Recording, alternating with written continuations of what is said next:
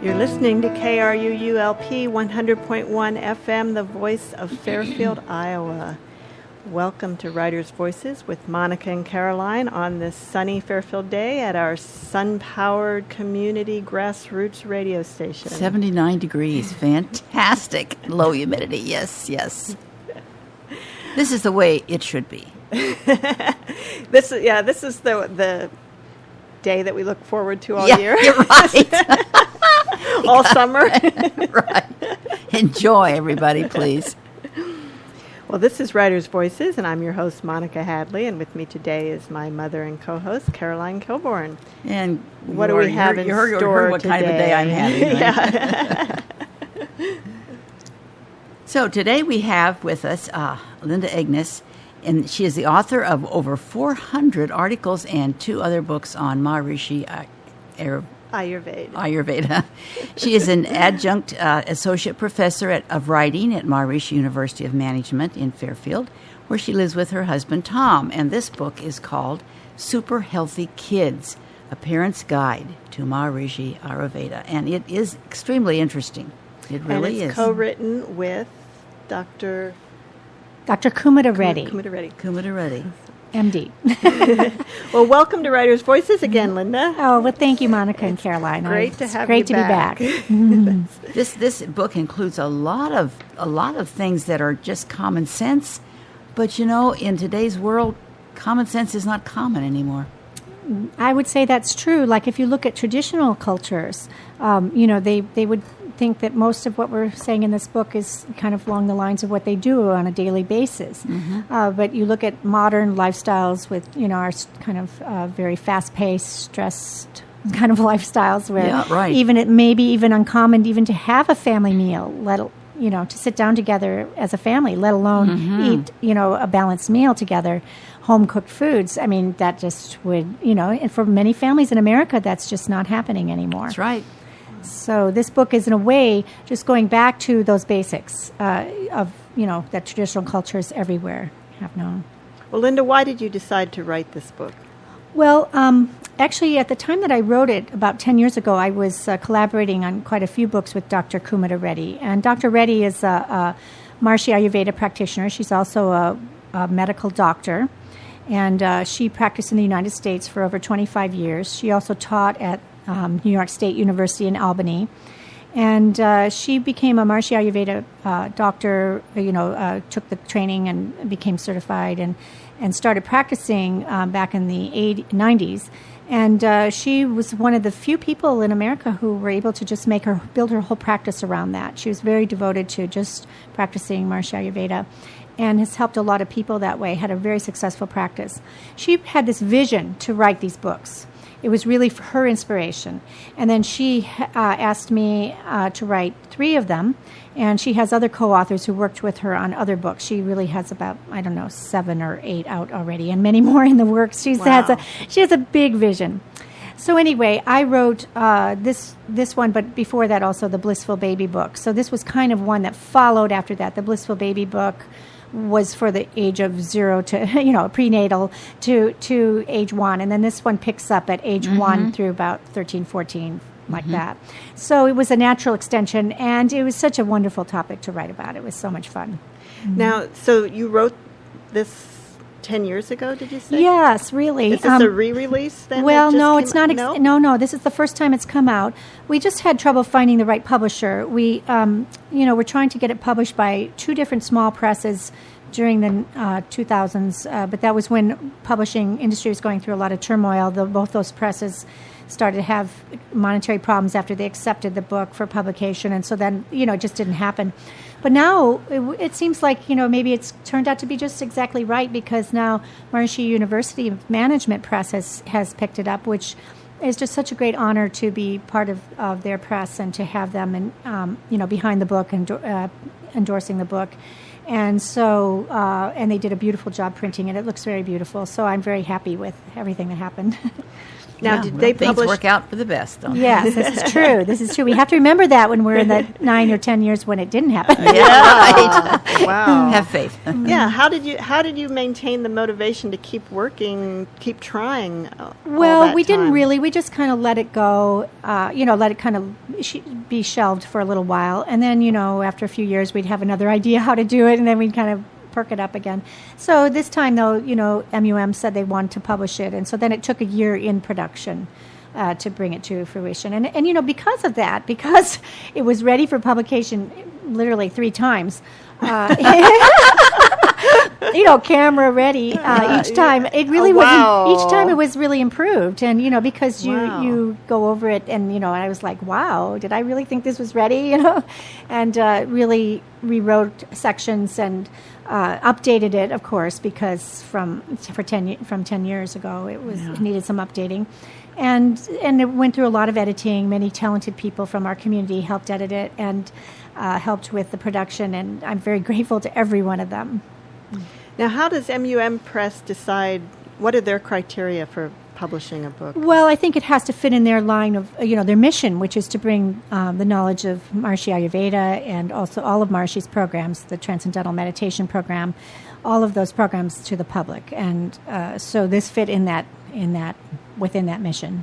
Now, did they publish the Blissful Baby book? No, as that well? one, at that time, Kumara was actually doing her own books, but they do distribute it. So if you Okay. go to www.mumpress.com, you can order the Blissful Baby book or the Super Healthy Kids book. And also from Mappy's website? Yes, as also well? at www.mapi.com, which is Maharishi Ayurveda Products International. They also are endorsing the book and distributing it. So that's and at their Health and Wholeness store downtown, it's available, and also at the MUM bookstore on campus. But it'll probably get much wider distribution than, Yes. just locally. Well, sure. We really hope for that because, this book is really universal knowledge. This contains universal knowledge. The knowledge of Maharishi Ayurveda is really the oldest known healthcare system in the world. It's the traditional system of medicine from India and originated in India, but the principles are universal. So, say, you're anywhere in the world, you can practice it. And really, it's the same principles that are at the basis of traditional medicine everywhere. And so it really outlines that. And so it's something that can be applied now, anytime, in modern times. And especially we need it in modern times, I think, because of the techniques for stress management that are included in Maharishi Ayurveda, and the techniques for protecting the senses, for diet. There's 4 chapters on diet in this book. That was Kumara's inspiration. She really said food is the basis, because food is medicine, as we all know. What we eat, you are what you eat, as they say.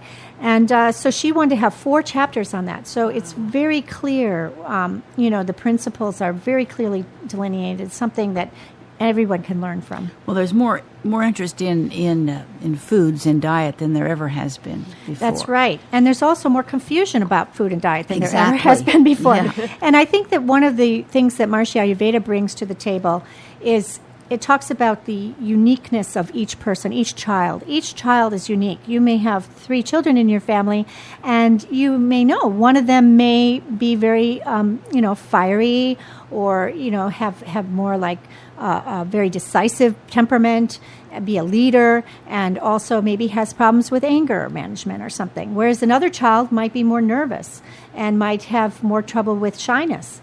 And they may have more of what we call a Vata personality in Ayurveda. There's the 3 doshas, Vata, Pitta, Kapha. Each one has a different personality, and then there's a combination of those 3. So there's really many different kinds of mind-body types. And this book helps you figure out that for your child, and then helps you figure out the foods that are really best for that individual child. And so that's why I think Maharishi Ayurveda really is amazing, because it doesn't take a blanket prescription for everyone. Right, because everyone is different. Yes. And that, of course, can present problems for the mother who has to put a meal on the table. I was going to say, that takes some doing, doesn't it? Yeah, so the book also tells how to do that, how to tailor the food for each child, but at the same time follow basic principles that are for everyone and to make it easy on yourself. The book really does tell how to prepare simple meals that are also very nutritional and are right for your children. So do you actually have recipes? Yes, we have some recipes which were prepared by Bonita Carroll from our community. And so there's recipes for the ones we included in the book, because it's not really just a recipe book, so we had limited space for the recipes, were ones for like making fun foods for kids, like say if they wanted to, just to help them stay away from the junk foods, to make those kind of foods only healthy, like how to make French fries that are baked instead of fried. Or I saw that recipe. Yeah, how to make an Ayurvedic pizza, things like that, so that it's just taking the same foods that the children are seeing in their culture around them, but making it more healthy. And because kids need to have fun foods, of course, and they want to be like their peers. I used to make baked fries for my kids, and they love them. Yeah, they're very tasty. And they're much easier. Yeah, they are a lot easier than frying them up, for sure. And much better than the frozen French fries. You could bake frozen French fries, but they aren't. Right. They still have the oil in them. Exactly. The emphasis in this book is on fresh foods, and it really talks about why that's so important, because it really has vitality. It has it has life, and if the food is packaged or frozen or canned or left over even, that vitality is gone, and it becomes very difficult to digest and actually can create toxins in the body that can lead to disease. So in Maharishi Ayurveda, the whole emphasis is on fresh foods, and so that's why it's so important that the day be structured in a way that the child has at least one meal of fresh foods a day. Is there something in particular that sparked your interest in Ayurveda? Well, I think that for me, living in this community, I was exposed to it probably starting in the early 80s and then mainly in the mid-80s when it came here to Fairfield and a clinic was opened here in town. And I think for me, I just started having such good results from it right from the start. And, just the daily routine for me was like such a revelation. I guess because I am more of a Vata type of individual. Maybe I speak too fast, or I tend to have too many thoughts, or just my mind's always going a mile a minute. But to do the daily routine, the Ayurvedic daily routine, which really tells you the optimum times to do everything according to the cycles of the sun, according to the cycles of the sun, of the earth traveling around the sun, and creating optimum times for, like, sort of, if we follow more the cycles of nature itself. Like we know that the birds, they tend to settle down at night and go to bed. And all the animals, unless they're nocturnal animals, but anyway, most animals just settle down at night naturally. And so, and if you kind of can go to bed during that wave, like when all of nature is settling down, when there's this heavier, quieter feeling, then your sleep is much deeper. And then you wake up early and in the bright kind of energetic time of day before 6 a.m., and then you have that kind of energy all day. So there's like little clues like that, how to optimize your sleep, or for instance, and how to have a regular routine, doing things at the same time every day, waking up at the same time. They suggest about 10 o'clock is the time when before you should get before 10. You should try to be getting in bed, right? Right. Exactly, and that's exactly right. So, these kind of things really have helped me in my life, and also for instance, I don't really get sick anymore. I don't get a cold, and I had a lot of colds before I started practicing Maharishi Ayurveda for myself. I was actually having a round of bronchitis every year. I'd have terrible 2-3 months of it, where I was really incapacitated. And I was helped with all the therapies of Maharishi Ayurveda. And now I can really say I've not had a cold since I can remember. And or maybe I did like 2 years ago, but it was so short. It was like 2 days instead of like 3 months. So you see, it's helped me so much. And so I'm inspired to share this knowledge with other people. Mm-hmm. And how did you become affiliated with Dr. Reddy? Well, she called me up somehow. I don't know. I was writing. I've been writing about Maharishi Ayurveda actually since 1986 or so, when I became a professional writer. It was something I was really interested in right from the start, and I started writing for Maharishi Ayurveda products. It was an earlier version of of that, and also the clinic here that was in Fairfield. I started writing promotional materials for them, worked with Lori Slusser on brochures and different things, and then that morphed into websites later on. I've somehow or other, it's just been something that has been part of my career since '85, and so I've done a lot of articles, and also for magazines too, for the popular press, and so it's just been something that's been a great interest of mine, and it has kind of that I've been very successful at. So I knew a lot of she had knowledge, heard of you somehow, and right. called. So she contacted me, and I said, "Great, I really would love to write a book with you." So it's been a great partnership. And does she live near here? Or well, actually, right now she did live on the East Coast, but now she and her husband have retired to India, where they're working with the Maharishi Ayurveda organization there, and setting up a clinic there. And she comes to the United States and still has practices here in the U.S. For a few months of the year. And she was just here in Fairfield even in June. So so we get to see each other sometimes. And hopefully she'll be coming this fall to help promote the book.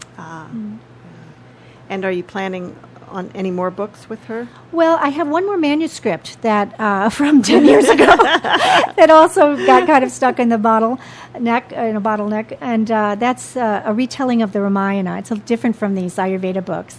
But with Kumara Reddy, my husband and I had done a book called All Love Flows to the Self, Eternal Stories from the Upanishads. And it was a retelling of stories from the Upanishads, which are traditional stories from India, spiritual stories from India. So we had done that, and then 10 years ago, when I was doing all these other books with Kumara, we also did together a retelling of the Ramayana, which is the story of Rama, and the most famous epic of India. So one of the most famous epics of India. So that one is still it's being edited right now, and I think actually it's going to come out pretty soon too. Maybe self-published. I'm not sure. We haven't figured that out, but it seems like it's the time for these older manuscripts to be finished. But then I think I have other plans to go ahead with some other projects. Well, you're certainly versatile, and that's great. Right, because the last time you were here, we were talking about visits with the Amish. That's right. Which is a completely different yes. book. Although, I've tried to think of, it's true, I feel like sometimes that my writing is kind of scattered all over the place.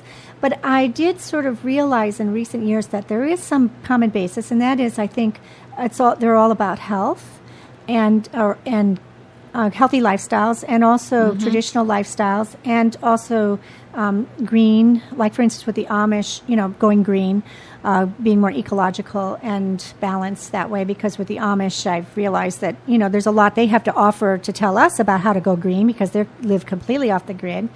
So I was just creating my own website a year ago, and it's at www.lindaegenes.com. And I was trying to think, what is the common theme in my writing? And I came up with green and healthy. And so the subtitle for my website is Green and Healthy Inside Out. And so I think there is some common base there, because all of these it's writing about traditional knowledge going back in time in some ways, like to the ancient knowledge of Ayurveda, or to this more traditional culture of the Amish, to see how they live and what we can learn from that. I was just reading where the Amish themselves are moving westward even further, because land is so expensive, and so they're going westward. Yes, that's northwest and so forth. Yes, which is interesting. Yeah, it is very interesting, and we have a new community near us now in Salinas. At Salinas Road in Pleasantville. Pleasant Plain? Pleasant Plain, that's what I meant. Pleasant Plain. And they come to the farmers market, so you can meet them. It's fantastic. Fantastic goat's milk cheese that they bring. Unbelievable. Yes, I have some in my refrigerator right now. And all organic, too. They really have made an attempt to cater to our community. It's just amazing. And I mentioned to the farmer who brought that I had grown up in Lancaster, Pennsylvania. And he said, "Oh yeah, I've heard about that." Yes, only heard about it. Been there. Yes, it's funny, isn't it? They may not be as connected to Lancaster, Pennsylvania, as we might, having read about it. So it's interesting. Yeah. As you were, let's talk about the title of your book a little bit. Super Healthy Kids: A Parent's Guide to Maharishi Ayurveda. How did you choose that title? Well, actually, Kumita came up with the title. I personally am not especially good at titles, but she came up with the title, and I just really loved it. And I guess that, we don't mean by this supernatural or anything like that. What we mean is just really healthy, and that's the way children, that it's like our birthright to be healthy. And that is and that's possible. What we want them to be. That's right. Because what does every parent want for their child? They want their children to be healthy and to be happy. Mm-hmm. And most times, happiness is based on health. And so, the whole promise is there that if we can structure our day and structure the meals and to follow some of these very simple, easy-to-do guidelines that are outlined in the book, then we can have a healthier family.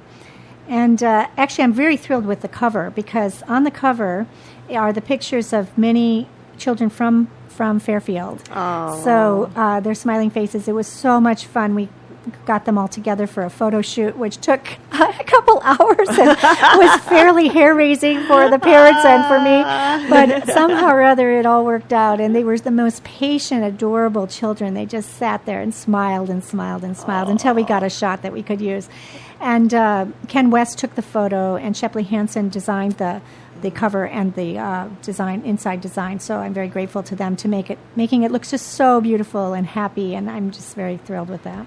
Now I'm wondering if, the fact that you have Maharshi Ayurveda in the title, is that only because it's at MUM? Would you have been able to do that if it had been published somewhere else? Well, I don't know. That's a good question. Is it a trademark? It's a trademarked. It's because the idea is that Ayurveda is, it's been practiced in India for 5,000 years, but much of its basis was lost. It was becoming very fragmented and maybe just like considered to be some potions or some powders or something that you take kind of like you would take a Western medicine. Whereas the real basis of Ayurveda, as revived by Maharishi and therefore called Maharishi Ayurveda, is the idea that consciousness is at the basis. And so we have techniques for increasing consciousness, for developing consciousness, such as the transcendental meditation technique. But also, consciousness is there at every level of enlivening the mind-body system through the herbs and through the other therapies of Maharishi Ayurveda, massage, all those things. Mm-hmm. They're all involve enlivening consciousness. That's the aim of all of them, because it's consciousness that's at the basis of a healthy mind and body. And when we have developed our consciousness more, then we have more balance there. I noticed you had a section on what sports that different types of children might be to engage in and avoid. Yeah, that's a very interesting thing, because if your child, for instance, has a lot of heat in their body, it's what we would call a pitta type as far as the 3 doshas go, it's probably not a good idea for them to be out there in the sun at noontime running around kicking a soccer ball. They could become extremely overheated and actually could be unhealthy for them. And so for them, maybe more cooling activities, such as this is probably what swimming. happens to athletes that have real difficulty with heat stroke and so forth. Exactly. It could be that they actually don't have the right mind-body type. So maybe for them, if it's their profession, then maybe they have to take precautions to balance the heat in their body. And so we talk about that in the book, how to create balance for all the 3 different body types. If you know you have more heat or your child has more heat, then you can take precautions to feed him foods that are more cooling. Mm-hmm.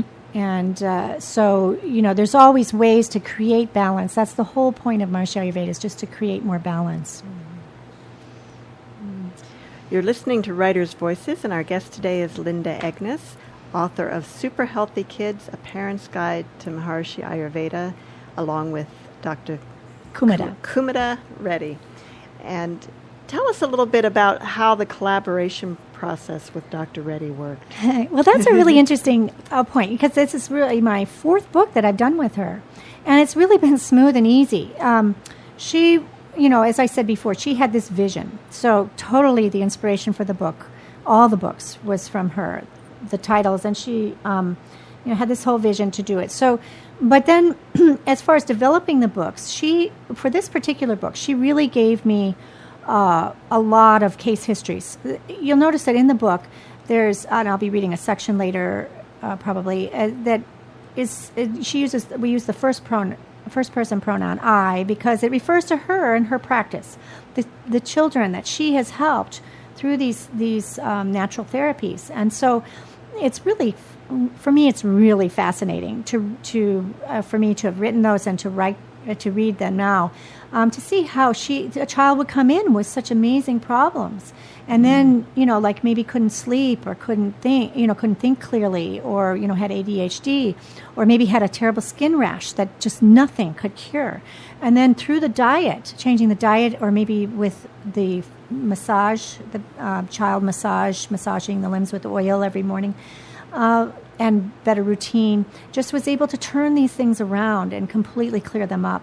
And so there's a lot of stories like that from her own practice. So she contributed all those stories, and that was a major part of the collaboration. She also, we went over she gave me, what she thought should be in the book, and we went over that. But I also had a lot of knowledge because of writing about this for so many years. So It was very easy, really, to just put it together. And I was responsible for the writing part. Now, did she write up the case history stories, or did she tell them to you No, verbally? we would talk on the phone, and I would record them, and then write, and then transcribe them, and then write them up, and then she would review it. Yeah. So it was like that, and that was the most kind of specific parts. And then also, she obtained.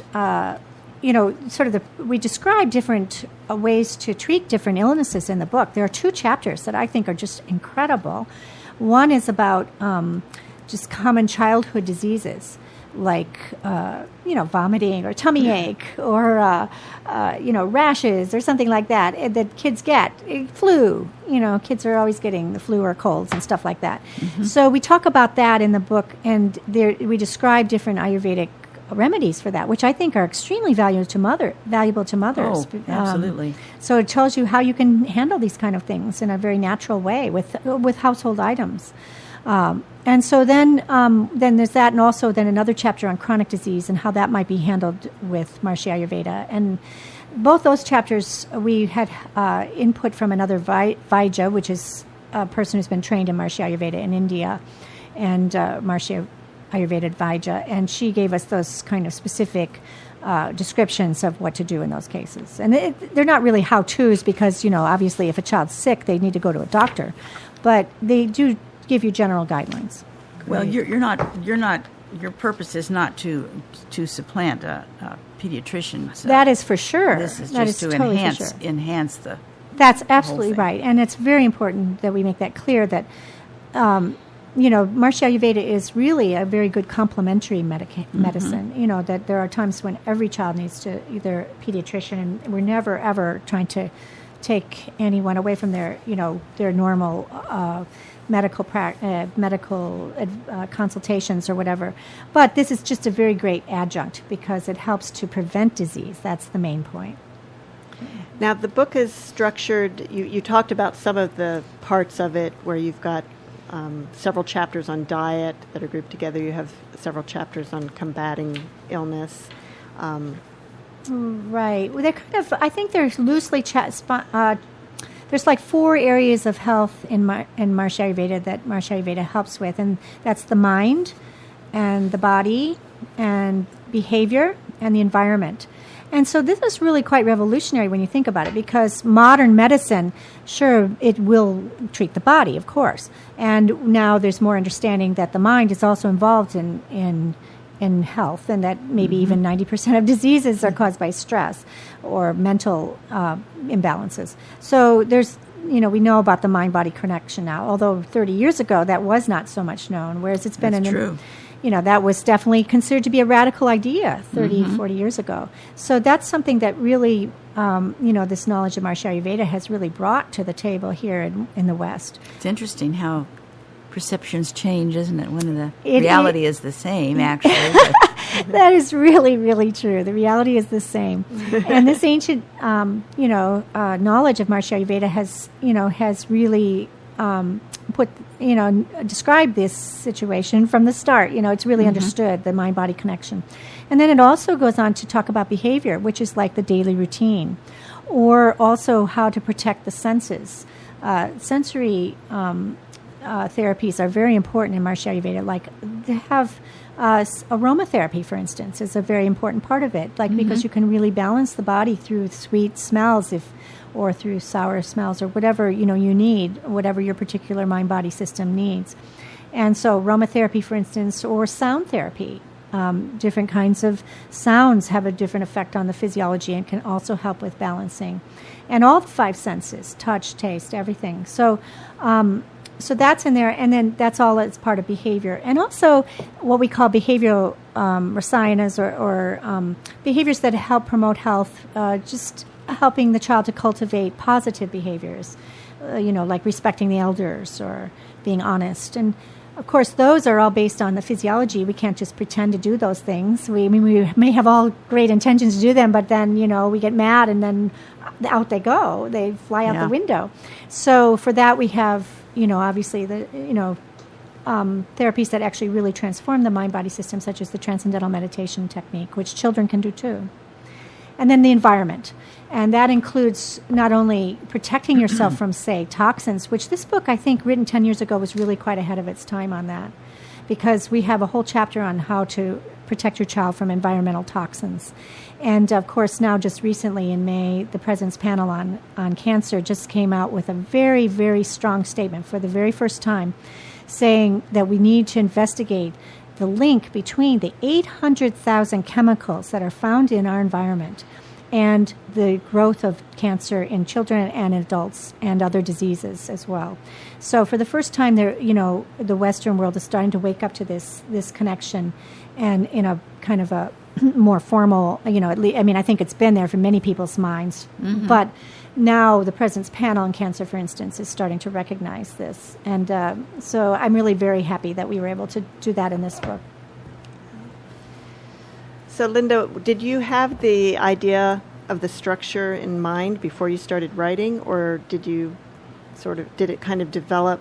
Yeah, well, it's a good question because, which came first, the chicken or the egg? It's kind of, and structure is always totally my most difficult point. It's easier in nonfiction than fiction, certainly, but in both genres, I would say I totally struggle with structure. But I think for this book, it was pretty easy because we had done the Blissful Baby book. We had done another book called Conquering Chronic Disease. I was sort of used to laying out these principles.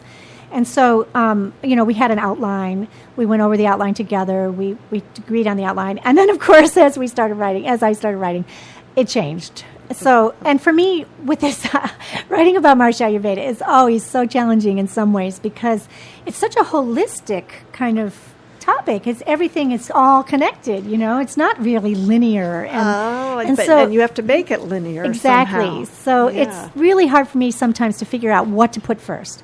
And of course, we don't want to kind of like snow somebody in the first chapter with all these abstractions. And so that was also one of the things I really wanted to do was really start from the beginning with some case histories and really start showing rather than telling what this was all about. So. And that gets people more engaged in it. Exactly. And that's, I think, one of the real strengths of this book. It's not dry. It has all these stories. Right. See, it's, or you can just look for what you want and take it out and, because it's not, you don't have to read the 4 chapters before to be able to get knowledge from the chapter that you're interested in. Well, exactly, and I'm glad you brought that out because really that was another thing that I wanted with this book in terms of the structure, is I wanted it to be more of a guide that you could open at any point and get information and not have to read it in a linear fashion. Yeah. And so that definitely is. Yeah, thank you. And I had one of my friends who's a great mom, Ellen Muehlman, was telling me that for her, even though she knows so much about Maharishi Ayurveda and practices it herself, and in fact, I interviewed her for quite a few of the, for some of the stories in the book. There are a lot of Fairfield moms in here. So in addition to Kumara Reddy's will they recognize themselves? I hope so. It was 10 years ago, so their kids have grown up. They're not like 9 and 10 anymore. But yeah, I hope they'll recognize themselves. And So she was one that I did interview, and she told me that for her even, that opening this up at any place, she's finding new knowledge that she didn't know before, or things that she needed to be reminded of. And so that made me feel really happy. Well, everybody, brings something to the table, right? That's right. And so you can read this book cover to cover, but you could use it as a reference material. And the index is a book big as well. help in that. The table contents are the index, because, for instance, say your kid has a rash or something, and you want to see what the book says about that, or flu or something, you can go there right to those spots in the book. And of course, moms, you need that. And of course, if you wanted to read it all the way through, there's so much knowledge in there that you'd have to pick and choose after bit, because you can't remember everything. That's right. If you're new to Maharishi Ayurveda, it might be a lot just to go through it all at once. So it's there to digest slowly as you go along. You're listening to Writers' Voices with Monica and Caroline, and our guest today is Linda Egenes, author of Super Healthy Kids, A Parent's Guide to Maharishi Ayurveda. Linda, do you want to share a section from the book with us today? Sure. I thought that actually for this, maybe I would just start with chapter 1. It was hard to figure out what to do, but so maybe Monica, can you sign me when you think I'm coming to the close? So the chapter 1 is called "Why Not Choose the Most Effective Healthcare for Your Child." Of all the gifts you offer your child, nothing is as precious as good health. As a parent, you have the power to guide your child to a lifetime of healthy habits and healthy living. While this is certainly an enormous responsibility, it doesn't have to be a burden. With the natural, simple principles outlined in this book, parents throughout the world are already helping their children grow in health and happiness day by day. Unlike Western medicine, which focuses on crisis intervention and is very good at that, the natural healthcare system presented in this book, called Maharishi Ayurveda, will improve your child's health every day of the year. It will answer those important questions every parent asks. What can I do to keep my child as healthy as possible? What are the right foods for my child to eat? What if my child doesn't like the standard diet? How much exercise does my child need? What if my child is not average, but is his own special case? The fact is, every child is his own special case. In nearly 30 years as a practicing physician, and here, of course, we're using Kumita Reddy as represented here, I have never met two children who are exactly alike. Every child needs to be treated as an individual by taking into account his or her own mental, physical, and emotional makeup. Maharishi Ayurveda recognizes that every child has different needs and therefore may require different foods, daily routines, or exercise programs to stay healthy. If this sounds complicated, don't worry. When you start using these natural healthcare principles, your job will actually become easier. For it is my experience that when a child starts to follow his natural rhythms and eats the foods his system needs, he will immediately feel healthier and will spontaneously start making healthier choices. My own story. Let me reassure you by telling my story. When my twin daughters were born, I was a practicing physician in upstate New York. I had been born and raised in India, and my parents relied on many natural remedies from the traditional system of medicine in India, called Ayurveda, while I was growing up. However, my husband and I were trained as medical doctors and thus consulted medical doctors to treat our daughters. After a complicated pregnancy, the twins were born 10 weeks early and were underweight. Because their digestive systems were very weak, they had to remain in the hospital for 6 weeks. I was not able to breastfeed them, and they couldn't tolerate many of the baby formulas that the hospital tried. The girls' immunity was also very weak, and even after they left the hospital, they were constantly sick. They were not able to eat much, and their weight remained low. It was a great challenge for me to follow the pediatrician's recommendations. Antibiotics were repeatedly prescribed for my tiny girls. They even had to take prophylactic antibiotics to prevent ear infections. The antibiotics produced many unwanted side effects: low appetite, further weakening the digestive system, and diarrhea. The girls were generally unhappy, unhealthy, cranky, and poor sleepers. This meant 3 years of sleepless nights for me. Exhausted and fed up with the negative side effects of the prescribed treatments, I decided enough is enough. I turned to my own roots, to the healthcare system of my ancestors. In the late 1980s, I was fortunate to learn about Maharishi Ayurveda, which was available in the West at that time and was so much more comprehensive and complete than the Western medical approach I had been using. It appealed to me, and I started using it immediately. In just a short time, my daughter's health turned around 180 degrees. The simple natural treatments of Maharishi Ayurveda simultaneously built up their immune systems while repairing problem areas. Once their immune systems were restored, they seldom came down with colds or ear infections. Now that they are grown, they recognize that they can prevent health problems with the natural treatments of Maharishi Ayurveda and rarely have to consult a doctor. If they start to feel ill, they know how to quickly restore balance to their bodies. They see clearly that when they take herbal compounds instead of antibiotics, they don't suffer negative side effects. Instead, they feel stronger, healthier, and more energetic. They are extremely healthy and happy and excel in many different sports. Since that time, I have taken the training to become a physician trained in Maharishi Ayurveda. This has been an amazing and gratifying experience, especially when I treat children. Let me tell you the stories of two of my young patients. Yeah, let's hear at least one of them. Okay. Marta, and the names have been changed to protect the children. Marta was 8 years old when her mother brought her to see me. She was chronically ill, unhappy, and exhausted, with large dark circles under her eyes. Her mother explained that Marta had allergies, seasonal asthma, and a facial tic, which is like an involuntary muscle spasm. I also saw that her head constantly jerked around, her eyes blinked incessantly, and her legs and arms spasmed unexpectedly. Marta's movements annoyed her classmates, which made her self-conscious and caused the movements to increase. She had very few friends.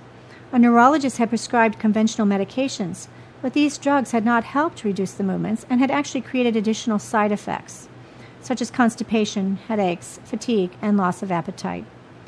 In addition, Marta suffered from a severe sleep disorder, which her mother thought could be due to the medication or the allergies. Marta's mother had already made the decision to stop the medications before consulting me. She also said that her daughter was frightened of anyone in a white coat who would just prescribe or perform more blood tests and other diagnostic tests. Right away, I reassured Marta that she was going to be all right. I told her that her health would improve and that we would be using natural and gentle treatments that would not harm her. I tried to explain that we were partners in this game, that we would try to help her get better, and that she could help me, that I would try to help her get better, and that she could help me by taking her herbal preparations and following the instructions I gave her. I said that she would be making herself better. Marta seemed relieved but understandably skeptical. I also told her which foods would help restore balance to her body and taught her how to do a special herbal oil massage called an abhyanga to soothe and balance her nervous system. Maharishi Ayurveda herbal supplements were recommended to treat her allergies, asthma, digestive weakness, and constipation. And by the way, this is just the first chapter of the book, so we don't go into detail on which ones were prescribed, but later on we do tell in the case history so that you can learn from that. Within just a few weeks, her mother reported that these treatments had created a remarkable improvement in Marta. She was eating better, sleeping better, and was no longer awakened by asthma attacks in the night. At that point, I started her on herbal preparations to improve her neurological disorders. Over the next few months, Marta steadily improved. The involuntary movements in her legs diminished by 90%. The uncontrollable bobbing of her head and neck was remarkably reduced. Soon it only happened occasionally when she was under stress or tired or when exposed to a situation that made her feel self-conscious. In the process of restoring balance, Marta learned which foods, behaviors, and routines help correct her imbalances. She learned what triggered health problems and how to prevent them. She learned how to take care of herself. Without realizing it, she started to experience greater self-awareness, understanding her own physiology and how its biological inner intelligence functioned. She tuned in to her body in a very natural way, without any struggle, without analyzing or rationalizing. 6 years later, Marta is a young teenager. She looks beautiful and seems confident. Her asthma is completely gone. She has not had movements for many years, although she still has an occasional facial tic when under stress. Marta looks forward to living the life of her dreams. Thank you, Linda. That was Linda Egenes reading from her newly published book, Super Healthy Kids, A Parent's Guide to Maharishi Ayurveda. Do you plan to have a reading here or a signing? Yes, thanks for asking. Tonight at the Art Walk, I'll be having a book signing at the Health and Wholeness store, where the book is also for sale. And so that'll be from 7 to 8:30 tonight at the First Fridays Art Walk. So I hope you can stop by. I made cookies. I made cashew delight cookies and rose petal preserve cookies, and they turned out really good. I can hardly keep myself from eating all of them. And that's Friday, August 6th. So if you're listening to our rebroadcast on Monday morning, you missed this one, but maybe there'll be another reading. Yes, we're hoping that Kumara Reddy will come to Fairfield in the fall, or and have a talk, book talk, and signing. So tonight at what time again? From 7 to 8:30 at the Health and Wholeness store, which is just north of the square. Right, 103 North Main. Yeah, very good. You know, the fact that you were able to put these things into practice with your own children, it means a great deal, because it's just not all theory. It's you actually did this and actually saw results. Yes, I think that's one of the best things about this book, that it really speaks from a high level of experience on Dr. Reddy's part, that she's very comfortable treating children, and also not only is there the knowledge there where she has so much incredible knowledge to give about that specific things to help with different remedies and that, with different illnesses and that, but also she's has a very warm heart. She's a very warm-hearted person and very open and giving and loving person. And I was really happy because I felt that feeling was conveyed in the book, the voice of the book, I was able to capture her voice, because really she is the practitioner and the expert here giving this knowledge. Sure. Yeah, you definitely did, I think. I don't know her, but it certainly sounds like you captured her voice. Yeah, she was happy with that. And I feel like it has a warm, inviting feeling. And it was just such a joyful topic to talk about children and about children becoming healthier. There was a lot of happiness, I think, of my own that went into this book, too. Mm-hmm. Well, that comes out. It comes out. Now, Linda, let's talk a little bit about you as a writer, because you're very inspiring to writers, because you have managed to be a professional writer for quite a few years now, and that's not always an easy thing to do. Did you always know you wanted to be a writer? Well, I think it kind of had its ups and downs. When I was young, I loved to write, of course. I think most writers have that kind of, love to read and love to write.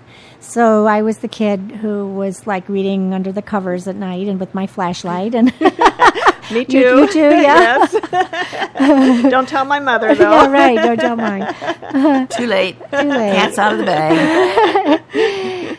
Yeah, so, and I loved stories, and I loved to write stories, and I had some very inspiring teachers as a child, who really allowed us to write stories and read them to each other, to our classmates, and, that was very inspiring. I was always encouraged to be a writer, but I think back then the problem was that I only read fiction, and I had this idea sort of like that, well, especially as I got older and knew more economic facts, that it wasn't really very practical, I thought, that I'd have to be a starving artist and that, it would take a long time to learn to write fiction, which is actually true, I think, for me anyway. It's a longer learning curve than nonfiction. But I didn't understand the whole world of nonfiction. That writing was changing, too, during those years as we were growing up. Mm-hmm. And so anyway, it wasn't until really I took this program in professional writing here at MUM, Marshall University of Management. Unfortunately, it's not offered anymore as a master's degree, but you can take the similar courses as an undergraduate. But anyway, I took a master's in professional writing, and we just did all these different kinds of writing. Each course was a different type, like book writing or magazine writing or journalism or script writing, and so I tried out all those different things, and somehow by the end, I started to perceive myself as a writer. Mm-hmm. And I think that's really the most important things in terms of being a successful writer, is you start to perceive yourself that way. Right. And I was just so lucky, too. I had so much good luck. because right away, I did an internship with David Hawthorne, who was working in with Lincoln Norton's company at the time. I did an internship with him, and then later on, he called the program's director, Jim Carpin, and said, I'd like to help people. I'd like to take one of your students as a kind of under my wing and train them in advertising writing, because I have a background in this and so many people are asking me for help here in Fairfield, so many businesses, and I'd like to help them, but I don't have the time, so I'd like to train someone else to do that. So he said, how about Linda Egenes? Oh, so wonderful. I was just so lucky, because David really taught me a lot, and he introduced me to clients who remained my client. That was the beginning of my Maharishi Ayurveda work too, and just I don't know, it's just been a lucky life. And, it's not like I make a lot of money. I don't think many people make a lot of money unless you're in advertising at a high level or writing best-selling books. But it's an extremely fulfilling career. And David's been our guest. It's been a couple years ago, but he was on with his book on because Vedic now astrology. That's right, because now he's written his own book. Yeah. So that's fantastic, yeah. Yeah, that is nice to hear that he mentored you in that way. Yeah, and I think this is a really fantastic community to write. I mean, for one thing, we have such amazing local publications, like the Iowa Source is a great literary magazine, and I did most of my first writing there, and it grew from there. And I encourage anyone who wants to be a writer, just start writing locally. We have great opportunities here. It may not pay well, it may not pay at all, but it gets you get clips, and it can be a building block. Exactly. And then also, the main problem with writers is that, you have the ideas, but you don't actually get them out, maybe. Yeah. This way you're getting them out, you're communicating, you have an audience. And now with the World Wide Web as well, it's unbelievable what you can do. So I just say, just start writing, and then you'll find how to make money. It'll come to you. Now, do you have a specific writing routine when you're writing? Oh, wow. I used to be extremely disciplined, and then the last year and a half, I've actually had quite a lot of personal things going on, like with my aging parents, as I was telling you before the program, Monica, that, I'm helping care for my parents who are in Illinois, and so I go there a lot, and I'm caring for them long distance, managing their care. So that's taking up such a huge part of my time that I basically respond mainly just to deadlines now. Join the club.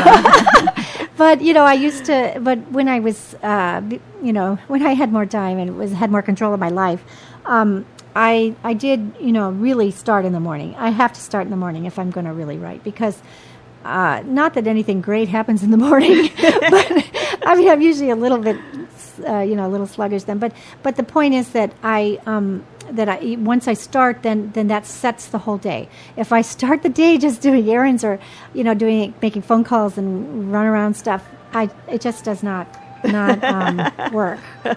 So anyway. We have a musical background there. I thought I turned it off. That's okay. Sorry. Okay. That's an interesting ringtone. Thanks. A little calypso or something. Yeah. Now, when you're writing... Yeah, it's okay. Well, I'll ask the next question while you're doing that. Okay, thank you. When you're writing like a book-length project like this, it seems like you can write and rewrite to get it just perfect. And in this situation, you had the opportunity to do that 3 times. But how do you know when you're really finished? How do you know when it's done? Yeah, it's really hard, because of course. You never feel like your work is perfect or it's really quite reached your vision, So it's always tempting to keep rewriting. But I think that's partly where it actually helps to have been trained as a professional writer and to have deadlines and clients, because there's a point, if you keep rewriting, you'll never deliver it to your client on time. You'll never make enough money to live. You'll starve to death, or you'll have to take another job. And so, you learn to just quickly, make it finished and deliver something really good. I never deliver anything that I really don't think is good. I always make sure it's at a certain level of professionalism, for sure. But on the other hand, you do learn to write to a certain amount of time, to be practical. And so with this book, it was nice because I was given 3 opportunities to improve it. And I felt like it, and in this case, I did feel like it needed it once I look back. I think there's a saying, something like, the perfect is the enemy of the good. Oh, that's yeah, I can really understand that because you could just take it to extremes.